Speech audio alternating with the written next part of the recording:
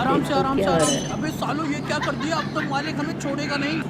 अबे फुल्लू तेरे साथ काम करने में मुझे बहुत मजा आता है। अरे मालिक मैं कारीगर ही इतना अच्छा हूँ। अबे साली ये क्या कर रहा है, तुझे यहाँ से ईंट लाने के लिए किसने बोला? सारा काम खराब कर दिया। हाँ हाँ, और पीछे और पीछे और पीछे और रुक जा रुक जा। अबे साले पूरी दीवार गिरा दी तूने, एक काम ढंग से नहीं होता।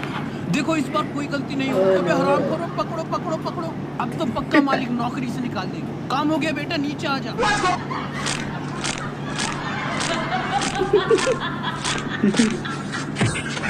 अरे हरामखोर, मेरी उंगलियों को तो हाथ रख भरता क्यों बन रहा गया। था आगे, समझ नहीं आ रहा। चलो ना पापा, तुम तो फालतू में टेंशन ले रहे हो।